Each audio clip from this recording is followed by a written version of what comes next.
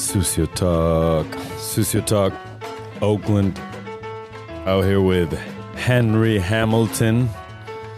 It's very fucking presidential, that name. I feel like that name is on the Declaration of Independence, bro. I'm saying I like that. You should say that shit, bro. You should be out there like Henry Hamilton. It's on the fucking Declaration of Independence, You dog. seen the dollar bill. Gotta be at the right spot. There you go, man. You know what? I wish that was a company that existed where you could, if you pay enough money, you could have your face on the bills. That would be dope. That's a dope company right there. Maybe like just local by state by, we Yes, see sir. Ann Fung on ours. Yeah. Maybe that other dude, the scumbag on the buses. You know what I'm saying? The lawyer Yeah, dude. What's with his the name? comb over. I know Yeah, who what's you're his talking name? He looked like such a scumbag. It's okay though, So Henry, how the fuck are you, man? Man, I'm doing good. Yeah? Good. On this beautiful day, hanging out with my guys. So we're going. Hell yeah, baby. Chef's Way Catering. Yes. Okay, how long you been catering, bro? So I've been doing this catering thing for, I would say the last about 5 years. Okay. I would say when the pandemic happened, that's really when we kind of switched things up. Yeah. We started selling fried chicken sandwiches out the house. Okay. Like that was, I would say, one of the turning points with not just Chef's Way Catering, but with my career. Okay. Because it opened my eyes to not just say, okay, I need to, for one, have a livelihood. And two, pandemic really made it to where no one knew where their next check was coming from. So I knew how to cook. I knew how to make good fried chicken. Popeyes was talking all this crap saying, oh, they got the best this and that. Yeah. I'm like, nah, let me throw my hat So your there. fried chicken is better than Popeyes. Oh, yes. Okay. Oh, yes. Okay. Come on.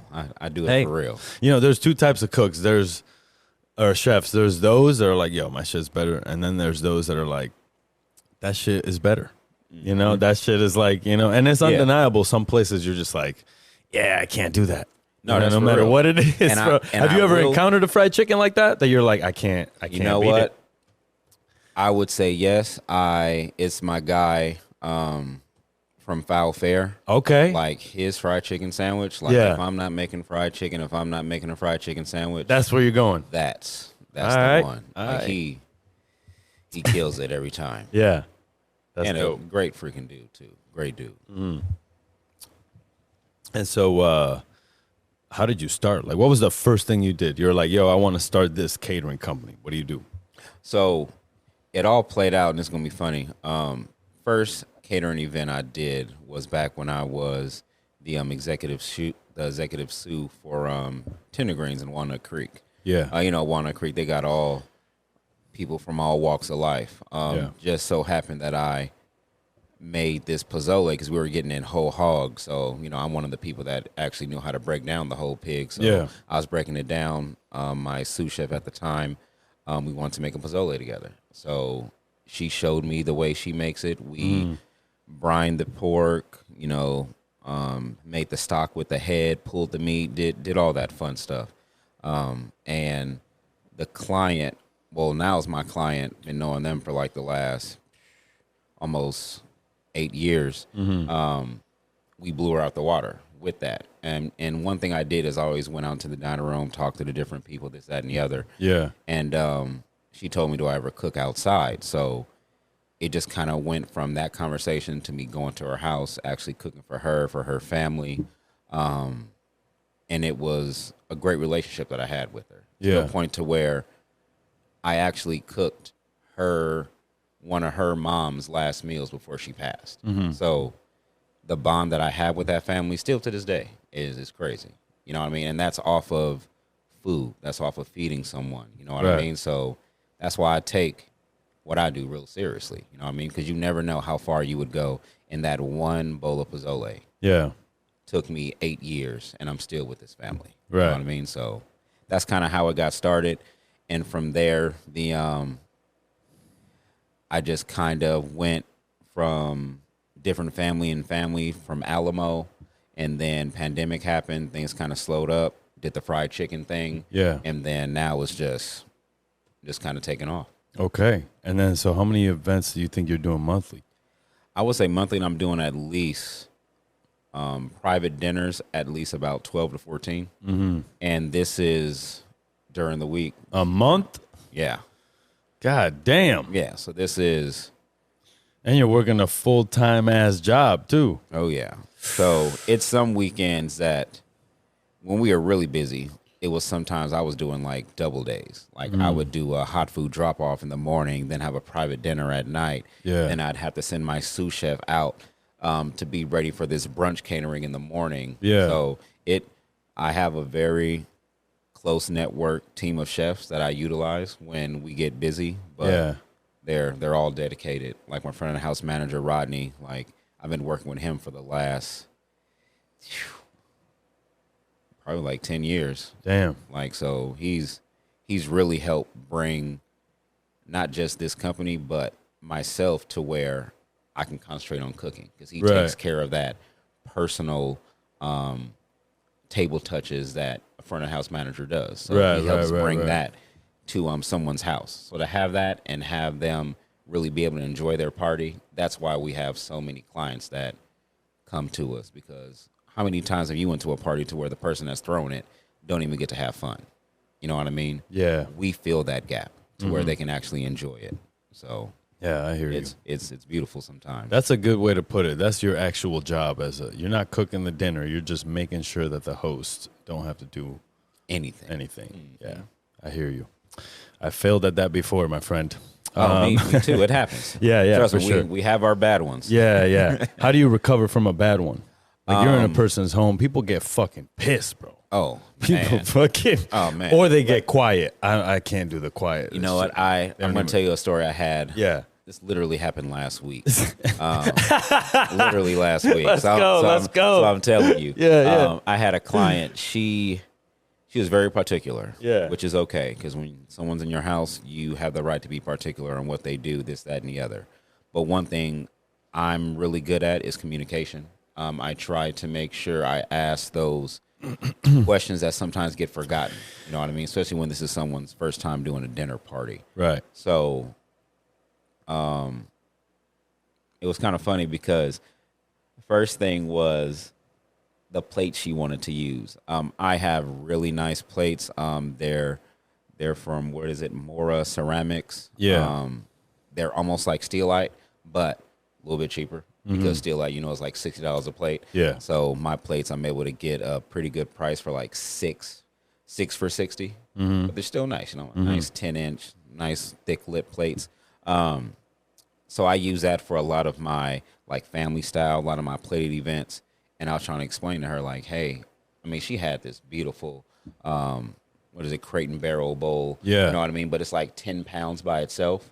So think about doing family style, and you're carrying this bowl from place to place. And I'm not doing it because it's family style. So I'm thinking about her guests. Like, your guests have good wrists to where they can hold this 10-pound bowl on top of whatever they're using to take it out. So I told her, I'm like, we should use this. That way, for one, it looks nice. It's easier for them to handle. Yeah. And it's not so big. Because, literally a bowl was like this that she wanted to use. Right. Mines are a little more compact. You know what I mean? But, yeah, so that was the first thing. And she got kind of mad that I gave her that suggestion. And I'm just like, okay. Like I kind of saw it in her face. And then, us being chefs, us cooking, to get color on food, you have to have like high heat, correct? Yeah. Especially when you're searing steak. You're searing smoke fish. alarm went off, didn't it? Oh yeah. So that shit happens to me at every house. Oh man. I sear the shit before the guests get there, just because. And that would have been great, but they were already there. Oh. So it was one of those things that, like, they're like chilling, and then there's like smoke. Beep beep beep. Yeah. Beep. So that happened about 4 times. So, 4 times. Oh yeah. So that was fun. You're like, gotta get all the meat seared. Sorry. Yeah. So you gotta bring a contingency grill, chef. That's real. I like that. Contingency grill. I like that. You put all the charcoal in it. And even the fire starter, if you're brave, then you just cater wrap that shit, and you only take it out of your trunk if you need to. I like that. But yeah, I like that. Yeah. That's a great idea. Yeah. So mind you, they had an easier event. It was like fish and this, that, and the other, and searing off this beautiful halibut from my friends at Monterey Fish. Like, Yeah. freaking beautiful. Got a good color on it, and then literally she was like, "Is there any more cooking you're going to be doing? Because I'm just tired of the amount of smoke that I'm having to deal with and the amount of alarms that are going off. I feel like I'm in a firehouse." And I'm like, you know what? I understand that. My apologies for that. We have a system to where we do 70% of the cooking and then we do the finishing there. One thing I found, and this just happened to not be one of the things she loved, that the client really enjoys, like getting those smells and seeing that meat get seared, because it's an Instagrammable moment. That's one thing that the food that I make is good for. I'm going to knock on wood because I want it to continue to be good for. It's Instagrammable. So people see it, they enjoy it, and they want to share it with their friends. Right. So at that moment, she could care less about all that. So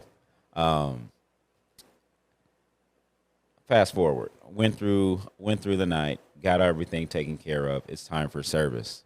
She tells me, "Hey, when you use my oven, every time you open it, I need you to wipe down the control panel with a towel."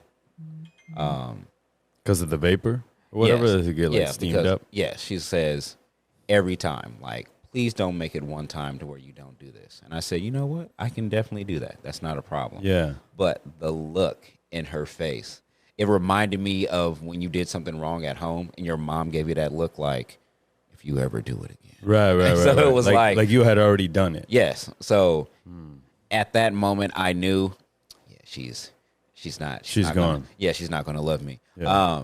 So went through the night, made beautiful food, made delicious food. Her friends really enjoyed it. Her husband seemed to enjoy it. And when it was time to go, mind you, she was quiet for the rest of the night. When it was time to go, I said my goodbyes to everyone. Everyone was super happy, thankful. I looked at her, couldn't even look me in my eye. So I just said, okay, I know where I am with her, so I know that we're probably not going to see each other again. Yeah. So I just said, I appreciate your time. Thank you very much. One thing we do, we clean up better than what the place looked when we arrived. So did that, no problem at all. But literally, I haven't heard from her since last week. Her husband sent me a message and said, thank you very much. I had the same thing happen to me, bro. Yeah, it's crazy. So the husband reached out and said thank you. So that was cool. Then literally the next morning, I was in my feelings for about 4 hours. Yeah. Literally the next morning, had a hot food brunch drop off, and then I had a private dinner the next day. Right. Killed them both without even letting what had happened the night before take over the rest of my weekend. Yeah. That's one thing that I've had to deal with in restaurants too. You have a bad night, you do what you need to do to make sure that the next night isn't as bad. Right. You know what I mean? And that's one thing I try to instill in my team, not just Chef's Way Catering, but at Twitch too. It's like, you can have a bad day. We have it. For sure. We do it. You know what I mean? But how do you recover from it? The way time works too in kitchens, like, it's always the next day that you can make it up. That's the worst part about it. Yeah. Like, if you're playing basketball and you fuck it up, you can make it up in the next bucket and the next couple of assists and moves, whatever you want. But it literally the next day, you have to go home with this. Yeah. There is not, like, unless, you did a breakfast service and then had the middle of the day to, like, cool off and then go to dinner. But, like, that adrenaline is real. The cortisol is real. Yeah. And that shit all, like, is, like, waving in your head while you got all your other shit going on. Yeah. And so if you don't find a way to understand yourself enough to deal with that, you're going to go down. Exactly. And that's why that next day, like, doing those events, really just killing it. Like, making that fresh pappardelle, teaching this couple how to make pasta, you know what I mean? Making tortellini, you know what I mean? Making the tortellini in front of them. Like, making this sweet 100 tomato sauce. Like, those little things, that's my therapy. You know what I mean? That is how I brought myself out of that funk from the night before. Yeah. Because, like I said, I dealt with it. I had my little rant, vented to my wife for a little bit, vented to my best friend for a little bit. But after that, you just kind of say, okay, what can I do better? Yeah, brush it off. Yeah. How can I switch it up for next time? Exactly. How can I deal with someone that might have a similar feel about their oven next time? Like, how can I make it so that next time I go into someone's house and they have a finicky fire alarm, what things have I already done to make sure that it doesn't go off again? You know what I mean? Right. So definitely. And that's the hard part about trying to like grow your business, because you accept everything, whatever. yeah. And but sometimes I think it's okay to say no. Oh, yeah. Because some people don't deserve to be fucking catered to, bro. Most definitely. For real. Most Like, definitely. I've catered for some people, and then afterwards I'm like, those are the most disgusting fucking people Oh yeah. I've ever met in my life. Oh yeah. And to sit there and have to smile at them just Yeah. for some money, you feel like a cheap hoe. No. most definitely. For real. No, for real. And that's why after that was done, I was like, never gonna deal with that couple again. Exactly. Yeah, right. Like, husband, he was cool. Dope. He came back. Well, he didn't come back. He gave me a call, said everything was great. You know, you can kind of see the years of frustration in someone's face. Yeah, you know what yeah. I mean? And that's Right before you even get there, they're That's- already mad. yeah, that's my guy. So I was like, yeah, I could feel it. So, Yeah. That's the thing about chefs. We're real sensitive. oh yeah, You're looking at your face and your gestures, and you're like, how can I? What is this person? Sometimes, though, it's too much. oh yeah, You got to back the fuck off and oh just yeah, not care, because, it's, you're going to go down, bro. oh yeah. So when you're not doing the catering, you are executive chef at Twitch for Yes. Guggenheimer. Yep. Guggenheimer, what is it? They started in Stanford University, right? Yeah, they used to sell sandwiches, if I'm not mistaken. Yeah, yeah. And there's a dude actually named Guggenheimer. It's a guy, Yeah, which is kind of crazy. I know. I'm like, damn, your last name is Guggenheimer. That's nuts. That's legacy. Like, it's legacy for sure, man. That's like Rockefeller. You know what I mean? It's No, like for real. like that kind of strong name. No, for real. Maybe it's the ER at the end. Yeah, Who knows? the Yeah, Paul Bearer. There we go. Are you a wrestling fan? A little bit. I used to be when I was younger. Yeah. Really, really used to be when I was younger. Yeah, for sure. I mean, I think everybody was during 1996 to 2002. Yeah. Generation X, Yeah. Triple H, All that. Shawn Michaels. Hey, the Come on. Heartbreak Kid. Let's go. So you're at Twitch, and first for the people that don't chef, what does an executive chef do at a company like Twitch, that basically video game streaming company, right? Yeah. Yeah. So I would say, and this is kind of how I think of it, Twitch is one of those things that it's like a place to where, gosh, it's going to sound cheesy, your dreams can come true. Right. Like when you have Hey, Disney's popping that shit off too. I'm saying, Twitch it's- can do the same. I'm saying it's just like, especially a chef that wants to cook, wants to create. One of the fun things about some of these tech companies, especially like it used to be the Twitters of the world and this, that, and the other, their food costs was astronomical to the point to where you can almost get in anything that you wanted. And the only limit to what you could create is what you can actually execute. Right. So that's really what it was. And I feel like a lot of other tech companies Yeah. have kind of gotten away from that to where they let chefs actually be chefs. You know what I Right. mean? They have different things to where they kind of put chefs in a box to where we have to have structure, but at the same time, they have so many hands in it Yeah. to where you lose, for one, not just the nutritional value that can come from it, because sourcing from farmers markets, sourcing from local farms, Yeah.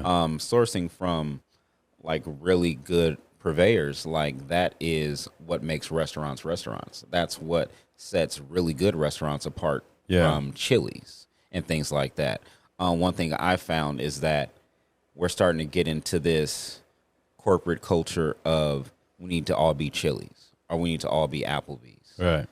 That's not where I think we should be going, which I do understand why they want to go that way, because everyone doesn't care. Right. Like right. certain chefs. Right, Everyone right. doesn't have that same drive to want to come in at 6 a.m. just to knock out biscuits, to make sure that the porchetta is on the spit, like those kind of things. There's a lot of chefs that don't think about that, you know what I mean? Because for one, they can either be burnt out or they're just from a different walk of life, you know what I mean? Right. So I feel like what we need to get back into, as far as, you know, on the corporate level, like letting chefs be chefs, you know what I mean? Like letting us create recipes, letting us partner with the client.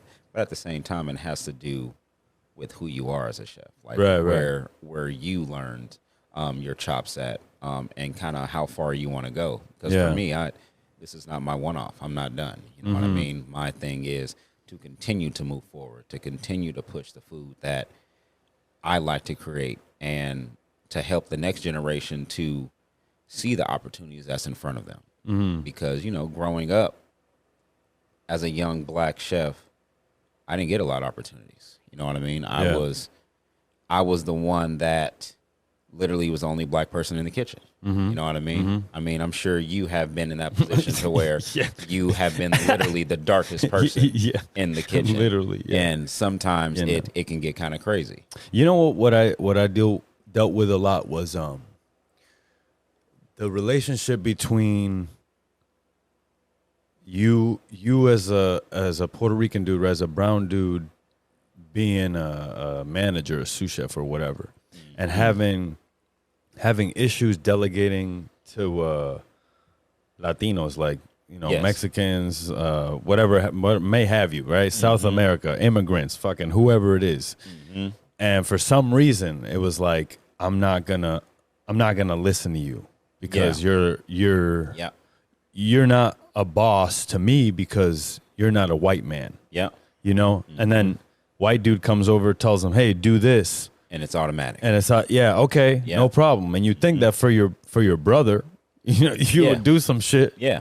But it doesn't work that way. It's not. Right? And it's like crab in a bucket mentality still to this day. Yeah. Puerto Rico suffers from this shit. Yeah. You know, and it's like even to the point where, like, my mom, she's like, I'm going on vacation everywhere, you know what I mean? And the first thing some of the family is like, oh, you got all this money now going on vacation. You know what I'm saying? And it's like, no, she's just like playing for it. You know what I mean? She doesn't live above her means. Yeah. Right? Because a lot of the people that talk about how broke they are, fucking me sometimes included. Yeah. Right? Look at all this shit that I have. You know what I mean? Yeah. Like, and I feel blessed to have it. Yes. And sometimes when I'm talking like that, I'm like, bro, you got a state-of-the-art fucking studio that you built yourself, that you spent the money and you went and got it and did it, right? Yeah. And so, but again, like I was telling you before, I don't think if I didn't have the podcast, I don't have, like, Latinos don't have hobbies for the most part. That's some shit that white people get right. Yeah. They got hobbies. Yeah. That's real. Like, right? Like, my hobbies for a long time were smoking weed. And you know what I'm saying? Yeah. And it's like, yeah, you know, kicking back, barbecuing, and that's dope. Yeah, don't get me wrong. Yes, but these motherfuckers are out here rowing, like, you know what I mean, going from Alameda to San Francisco, just or ran a marathon or whatever the fuck. And I think we're catching up. Yeah, we're catching on, definitely. But sometimes it's still there, and every job I go to, it doesn't matter who the fuck you are. You could have the best resume. You have to go in there and get the respect of everybody. Yeah. And that means that the quickest way I've done it at Guggenheimer, it worked, was just like work longer than everyone. Yeah. Like just literally come in in the morning and just work like 14 hours. And then they're like, oh shit, you're here all the time. And then once you start hearing that, they're like, all right, yeah, well, I guess I'll listen. You know? Yeah. And sometimes I don't understand, like, there's certain employees that just come in that are trying to, like, you know, and they think it's hurting you, but you've already graduated, right? Yeah. So you're like, this kind of just hurts you. Yeah. And I'm trying to tell you. Yeah. It's just making you look But like you an don't. asshole. Yeah, exactly. And it's like, okay. But you know, when I was talking to Chef Swoop, he was like, employers will never care about the problems of employees, and employees will never know the problems of an employer. Yeah. Right? They don't give a fuck. Yeah. So when they're like, hey, this is broken, you go to wherever you go to fix it, and they're like, hey, we can't come out for a month. For that first week, you got a grace period. For the last 3 weeks of that month, they're going to look at you like, you fucking asshole. You tell us to get here on time. You tell us to be ready for service, do our logs, fucking do all this shit, and you can't even fix a fucking socket on the wall. Yeah. And you feel Can't like a even fix punk this ass damn bitch. slicer. Yeah. And it's like, damn. But like, you are in a weird spot when you're management in a kitchen, right? Because you're not friends with anybody. You're not friends with your bosses, and you're not friends with the cooks. So you're kind of on this island. Yes. And you have to just be okay with that. Yeah. It's like you're on an island for other cruise ships. Yeah. Excuse me. Like you're on an island for other cruise ships, and literally it's your job to make them come towards you. Yeah. And then push them out with Right. more information. You know what I mean? So that's sure. That's kind of what it is to a certain extent. Shit, you ever try to have a lineup with 50 people? That, Oh, man. you know what I'm saying? Like, that crazy. shit, it's just like, yo, come here. Come on. Come here. Yep. Stop. You know, and it's like, bro. And that is why I feel like I am thankful and very fortunate to have the team that I have. Yeah, because definitely. I would say you are probably the best account. I would say you are the best account at Guggenheimer for sure. Thank you. Knock on wood. I've seen it. I saw them all, and I was impressed. Thank you. I was like, damn. I did my tasting there. Yeah, exactly. You know, and the walk-in and everything was like immaculate. And Hell yeah. and Appreciate the, that. The best part was that everyone that came in had a smile on their face. Yep. There was not like one negative person, which is in a kitchen. There's it's so much always- shit goes wrong, you know? It's always one. So It's always. And that's why I do what I do for my team. Like, I mean, I have a sous chef that's leaving. We styling them out. You know what I mean? I make sure my food cost is good. I brought in a little bit extra something. We cooked it up. We got some Cheesecake Factory cheesecake. 'Cause my freaking team loves Cheesecake Factory. Really? They love that shit. Bro. Which Cheesecake Factory is fantastic. Yeah, it But is. literally, the one time a year I go is when I take my team out during Christmas break. Yeah. Because this is something I kind of instilled in all of them. Like, and if you know me, you know, like, when it's time to go, it's time to go. Yeah. Like, when it's time to cook, it's time to cook. Yeah. You know what I mean? So I ask a lot of my team, but when it's time to play, let's have some fun. Yeah. So I think, I don't know all other chefs from Guggenheimer, but I take pride in, at the end of the year, I take my team out for dinner. We go have us a whole day of having fun. I pay for everything. I don't make them pay for everything because I'm taking them out. That's my way of saying thank you. That's my Christmas present to them. Yeah. And literally, it is September, and they are already talking about going to Cheesecake Factory and where else they want to go this year. So I saved to take these guys out because I demand a lot from them. You know what I mean? Like, and I don't hold punches. Like, when they're getting corrected, I let them know, like, hey, this is what was wrong. This is the reason why it's wrong.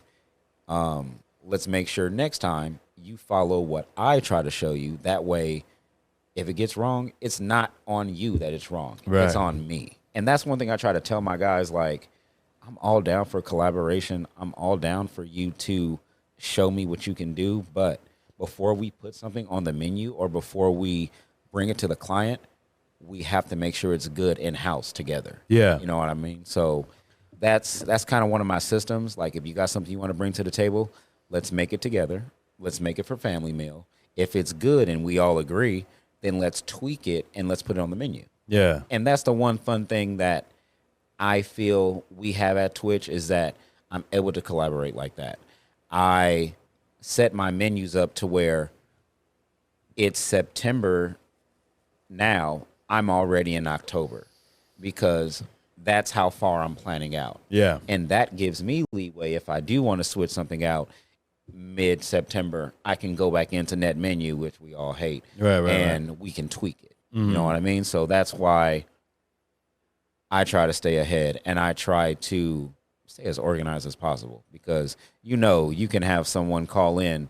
You can have people call in like 3 times a week. You can have 4 people call in a day. Yeah. So you have to be able, as a chef manager, you got to be able to fill in those blanks when it happens. Right. So that's why I keep my team like 2 days ahead. Like, and I keep my menus like a month ahead because I don't like surprises. Right. And then Monday, Friday call outs are a real thing. oh man, and that's why I love my attendance tracker. My team hates it, There you go, but chef. my attendance tracker, Your attendance track. You must have worked with Juanita. that's where she got it from. Where do you think she got it from? Oh, She got that from me. yeah. Shout out to Juanita. Hell yeah, Juanita, you the best. She's the dopest. You crazy, but you the best. That's You right. know it. It's always nice to have somebody to be crazy with, No, for real. you know, because when you're the only crazy one, people, They don't. Yeah, they don't. Yeah. You got to have one other person with you to, you know, it takes 2 for That's sure. ready to ride. Yeah, you know yeah, what I mean. exactly, And for sure. everybody's not ready. No. They not. And she is most definitely ready. Oh yeah. Oh At yeah. all times. Oh, yes. I'm like, bro. She's for BA right now too. I think. Yeah, she is. She is, I yeah. just talked to her the other day. She is. I think she's at Roblox. Tight. Yeah, for sure. You know, this corporate atmosphere world is fun. Yes. There's a lot of people. There's a lot of people that have worked at the same companies and are now working at other companies, and I think it definitely builds a sense of community, Yes. and it connects multiple levels of different people, from marketing to purveyor, people that talk to purveyors, to fucking health and safety people, to you know, all the other things that you guys work with, buildings, build outs, right? Yes. I think that is the benefit of working as a corporate chef. Like you see and you witness things being built, Yes. how they're built, who you need to do it. Yeah. And if you just stay at a restaurant, you're not going to see that. Yeah. You Because- kind of like you have blinders on. Exactly.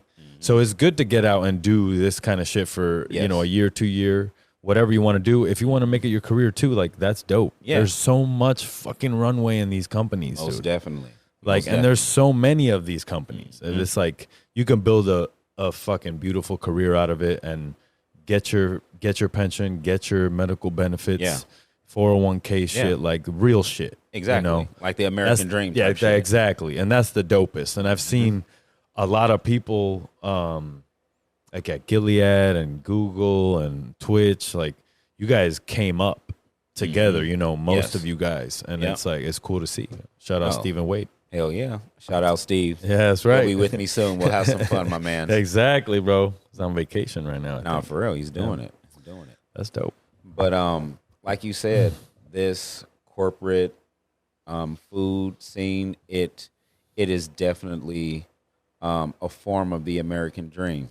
But one thing I would say, it really depends on what you make of it as well. You know what I mean? Exactly. Like you can't, well, you can get really stagnant doing this kind of thing. Yeah. You can literally just be like, okay, I'm just going to work Monday through Friday, and that's it. You know what I mean? But what I found is use the time that you have wisely. Right. Because outside of work, huh? yeah, because you never know what this life can bring. You know what I mean? You never know when your time is over. Yeah. So why not enjoy the time you have and let that be? Because me, I actually enjoy cooking.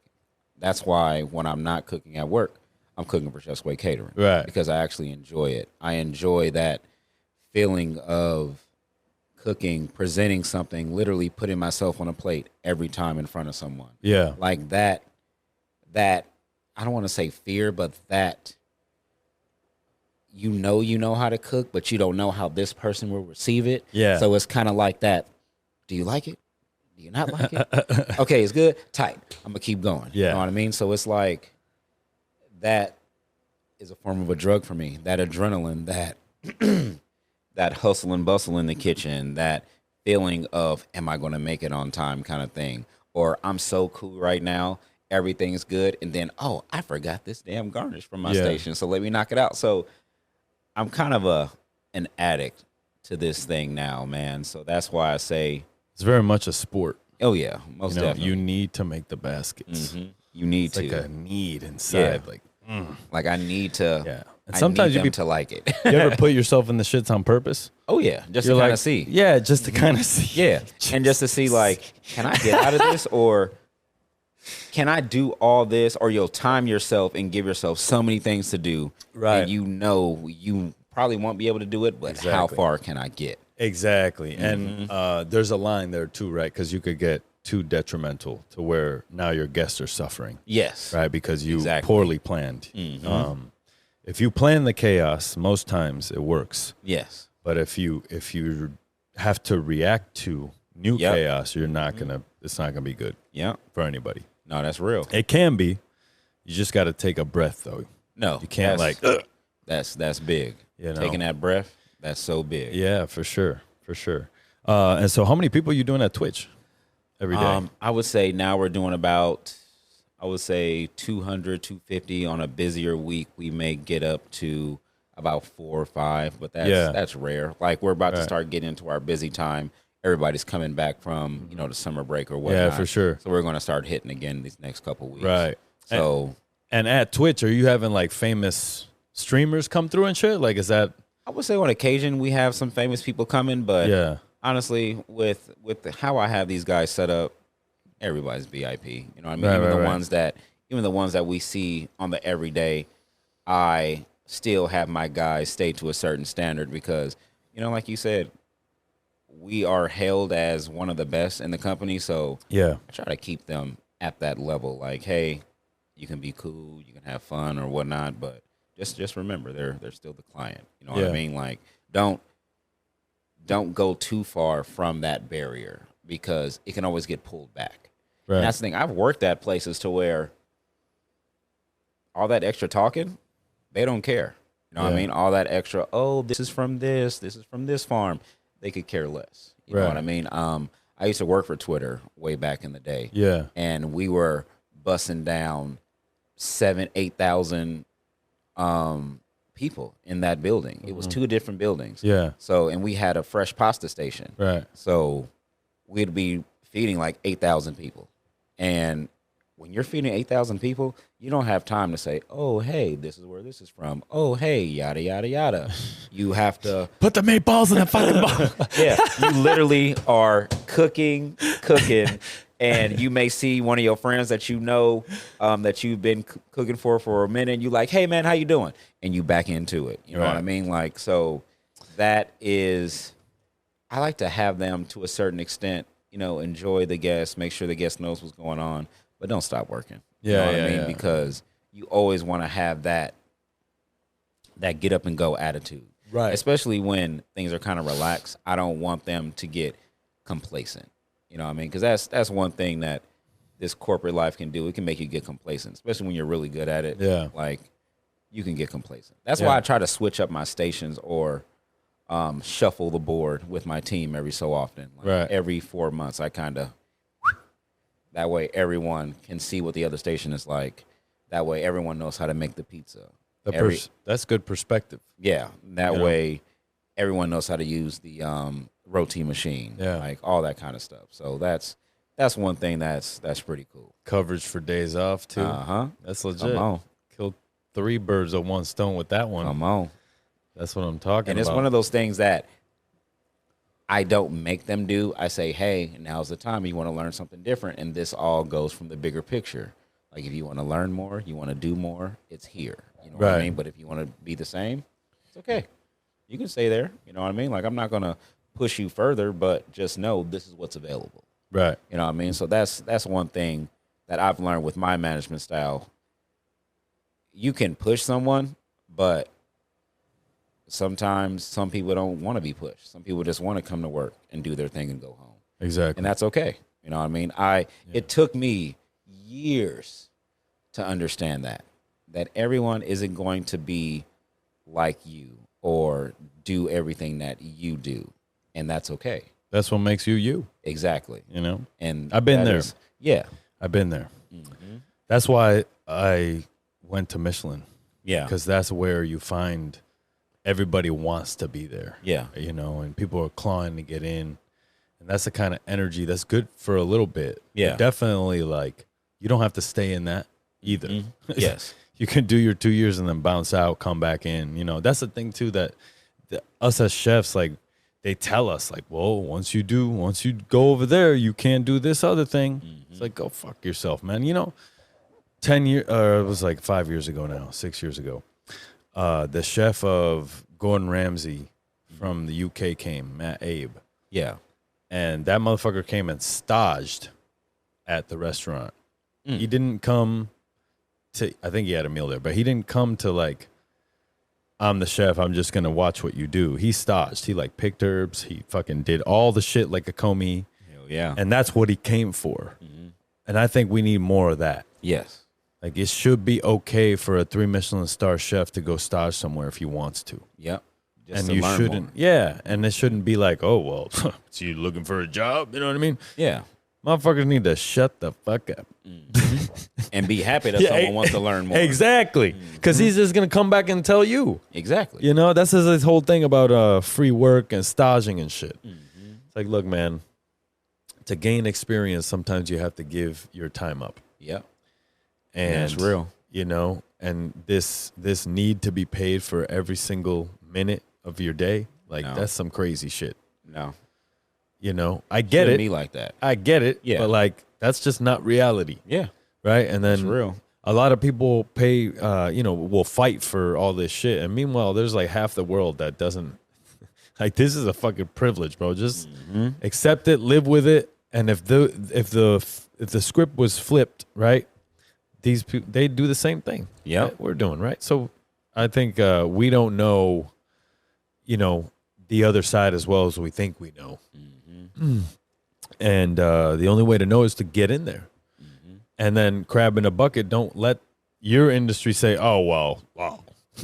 You know what I mean? It's always Why like, are you doing that? the fuck you talking about, man? Yeah, a little bit more shut the fuck up. That's what we need. Nah, for That's real. what everybody needs, man. Shut the fuck up Yeah. and more get up and go. Exactly. Yeah. What do you stop thinking about it? You know? Because you can talk all day. Exactly. But are you going to do it? Are you going to do it? Exactly. Probably not. Yeah. Most people don't. Yeah.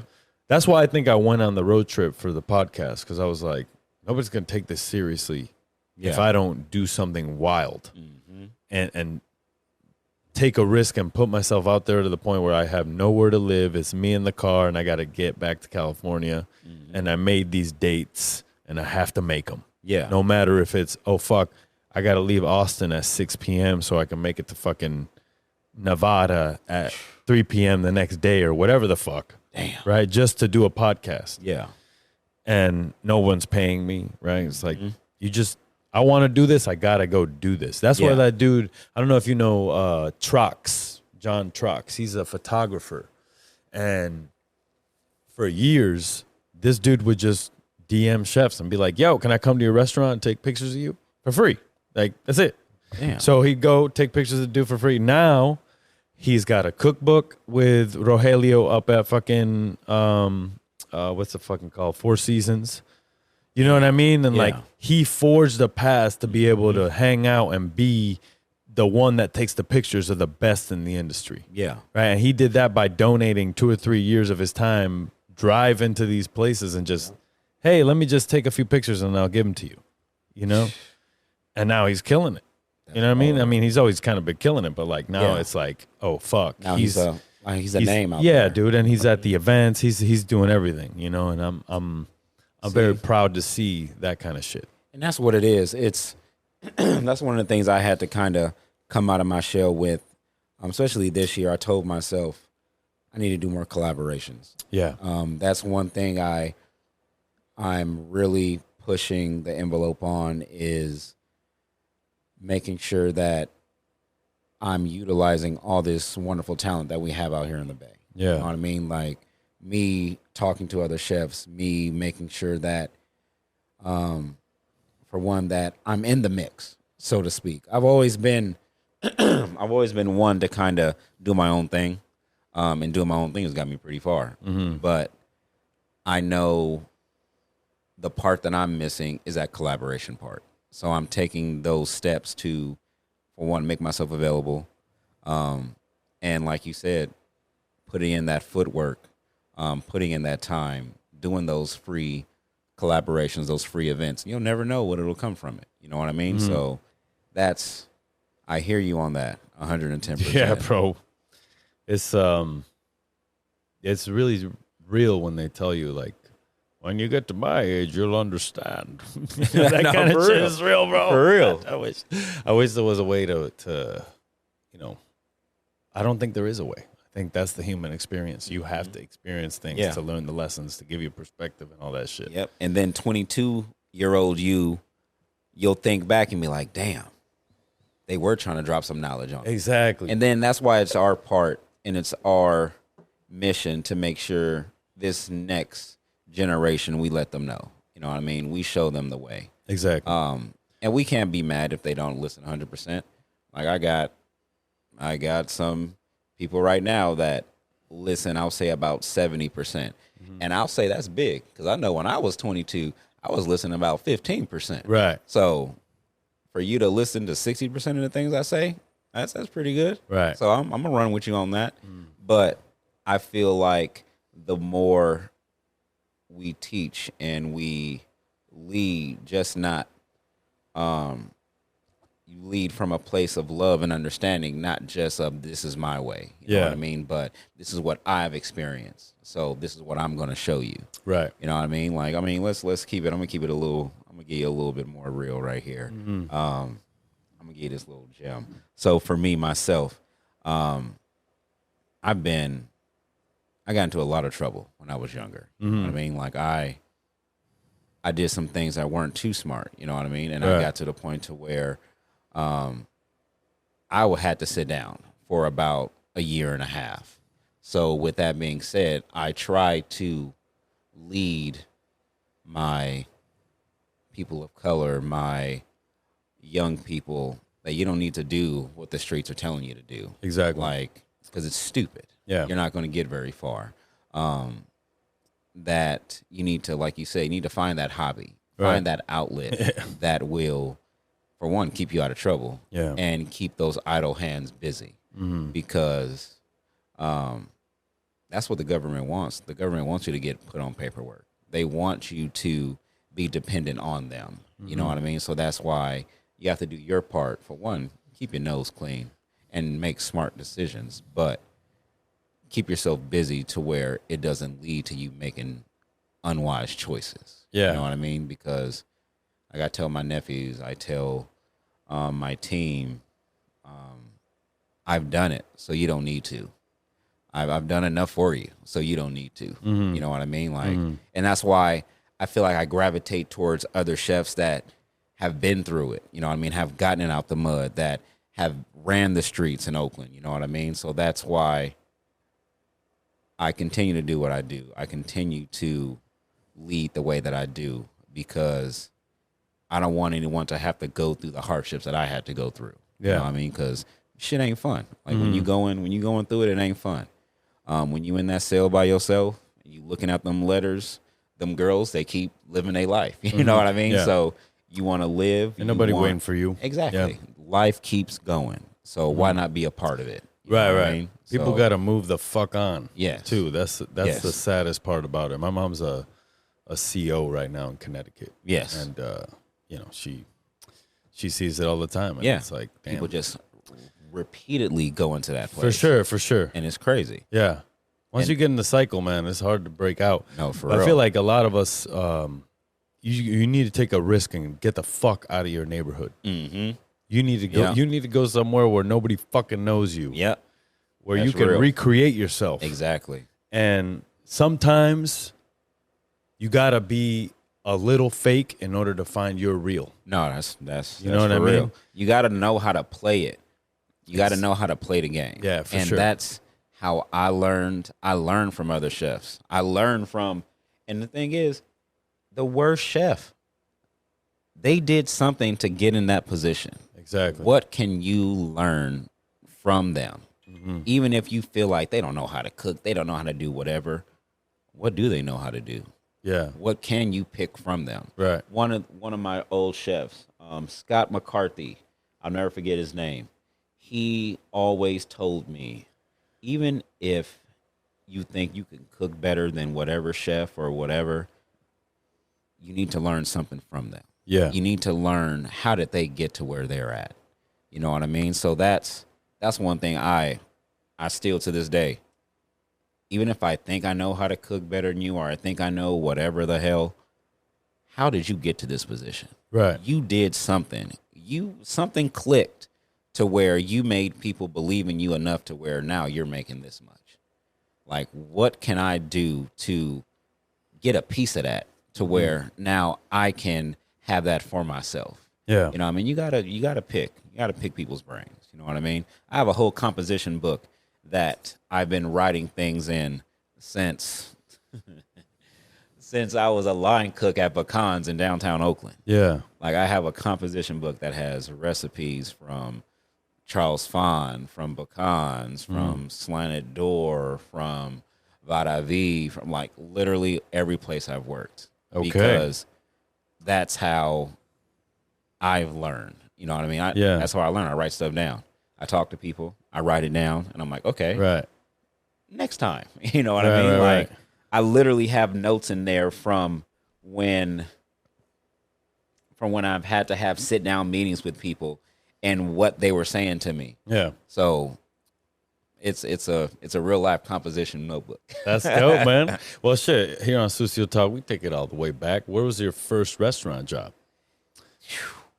Because you just named some hitters right there. Slanted Door. Oh yeah. Where was it? Vada V in Walnut Creek. Mm-hmm. That was my first interview place, and then they sent me to their sister restaurant in San Francisco, Press IV. Okay. So that was my first like restaurant I cooked at was Press IV, and then after Press IV it was Vada V, then it was Pecans, and then Coco 500, Right. and then the Moss Room with Loretta Keller and Charles Fon. They did a little collaboration there.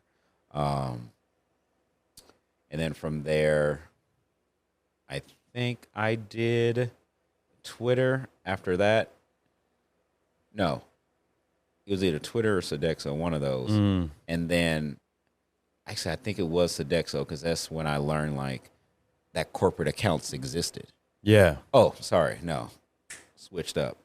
Oliveto, Slanted Door, Coco 500, Moss Room.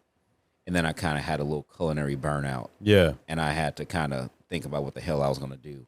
And what do you do when you're thinking you need to make money? You go to corporate. So I went to corporate. So I ended up doing part-time work for a staffing company. And they sent me to Google. And I never knew that they were making food at Google like that. And I was like, what the fuck? I'm using a bike to get to this cafe? Yeah. Like, what the fuck? Like, it's people that's walking in here getting all this food for free, and they're spending all this time to make all this shit. Like, it was fucking crazy. And it was funny because one of my old CDC that I had at Oliveto, he was the exec at Google. So, of course, he instantly tried to get me in. Yeah. But at that time, I was still mentally fucked up. So I needed time to decide what the hell I wanted to do. Nah, for real, man, I was fucked up. I didn't know what I wanted to do. I was like, am I gonna go back to school? What was the restaurant that fucked you up? What was the experience that just was it all those years, or was it just like one experience that just like? It was at Elevation 66 in Berkeley.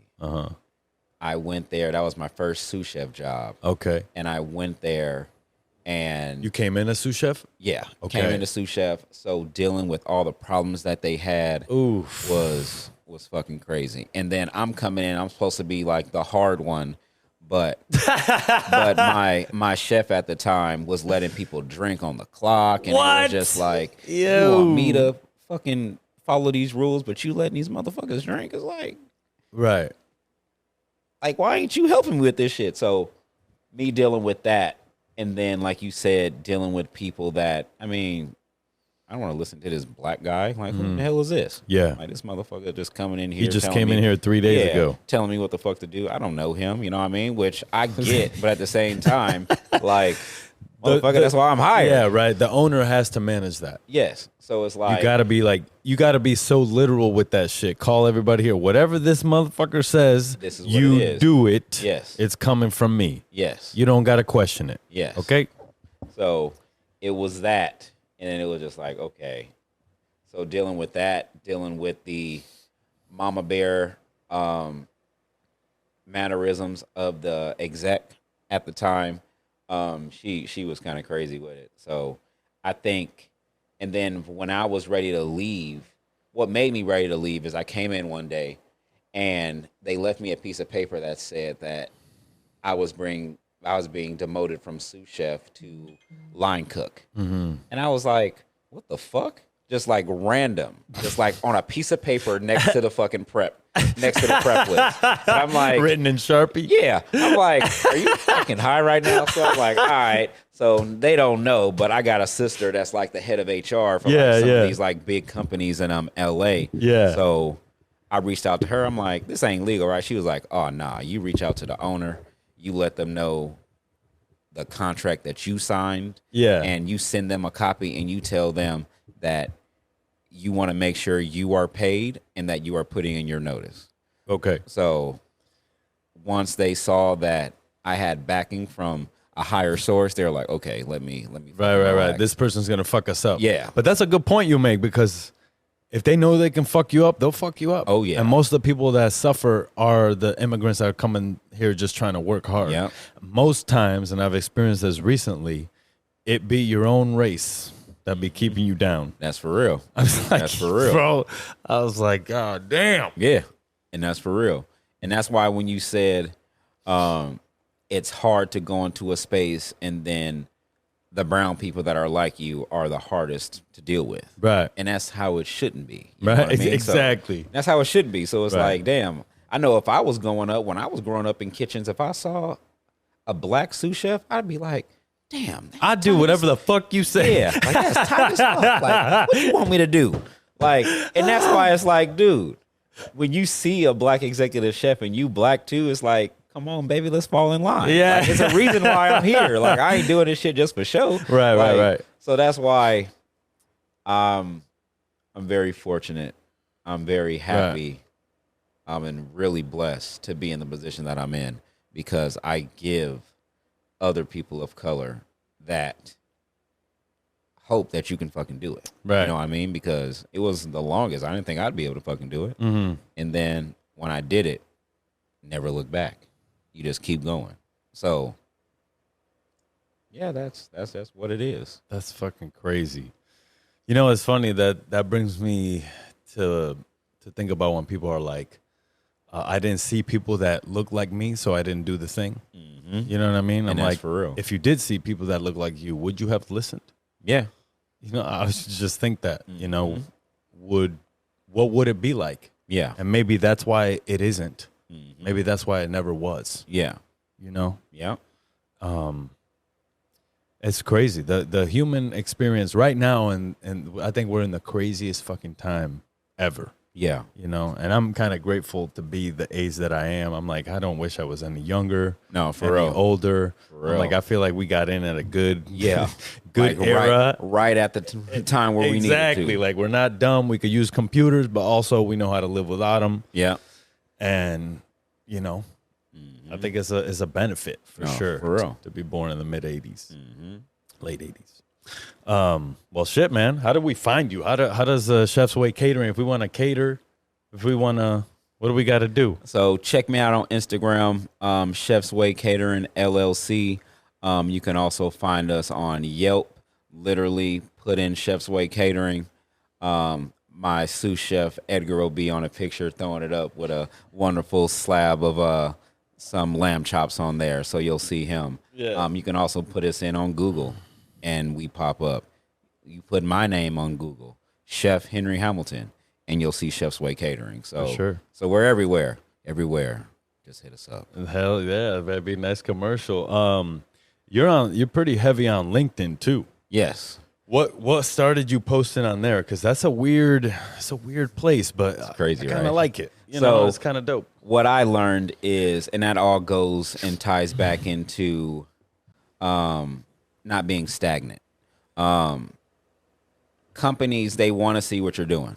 They want to see, are they just doing 9 to 5, or are they going above and beyond?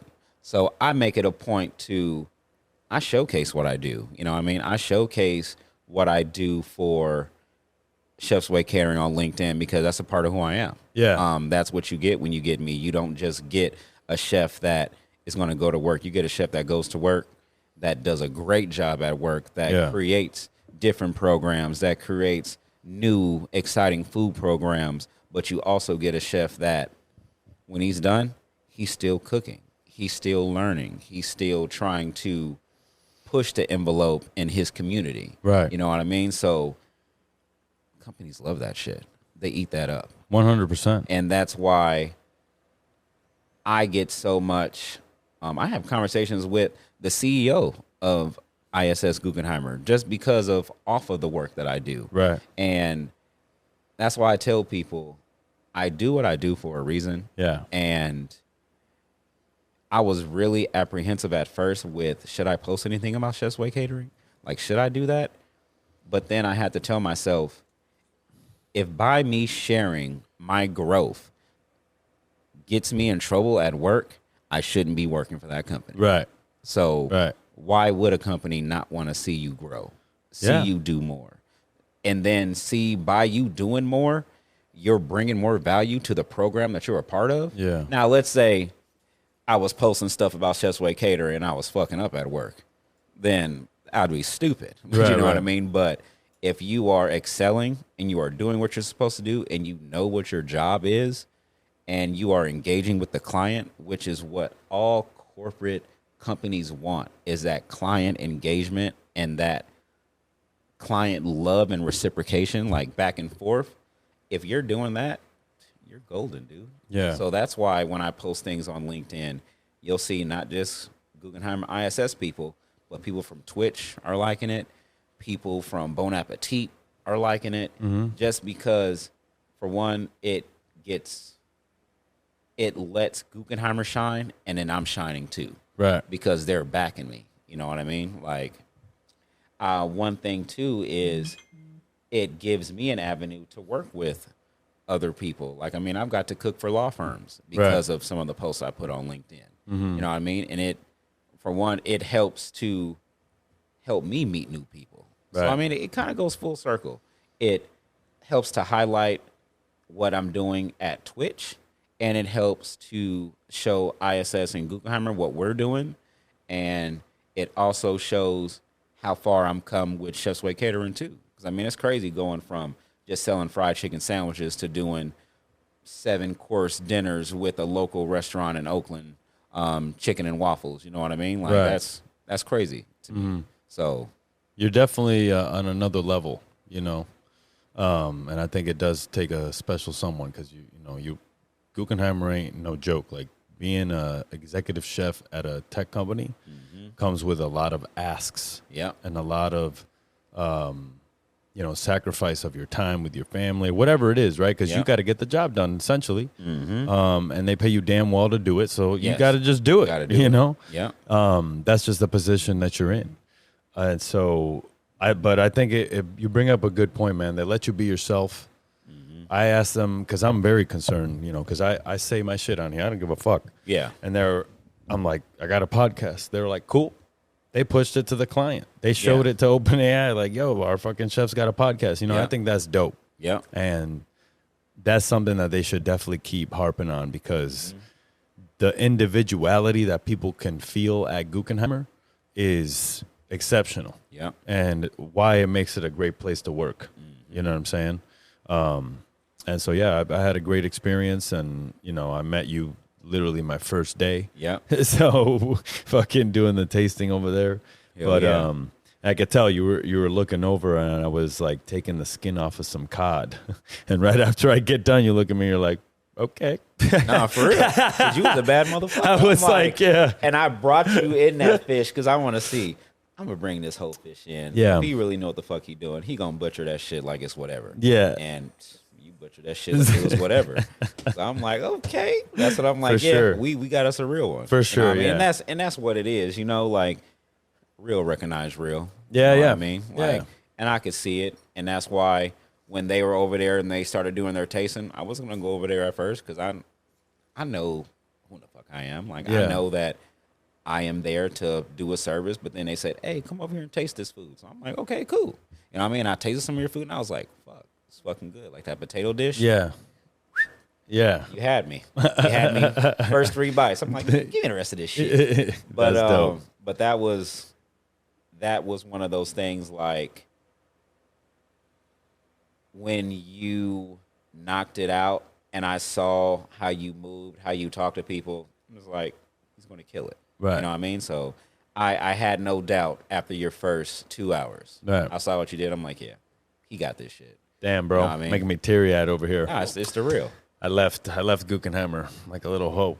No, I mean, Went over to BA. You know what Nah, I I mean? mean- It's all good though. I might Yeah. I might come back. Nah, Who for real. knows, chef? Nah, for real. Who knows? and that's the thing about life, baby. Fucking Sucio Talk podcast, Henry Hamilton, Oakland.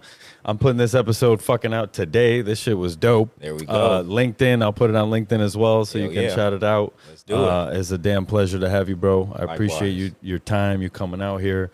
Shout out to the teams at Twitch. Hell yeah. And all the leadership at Guggenheimer, Stephen Wade, all you mofos. Hell yeah. Peace.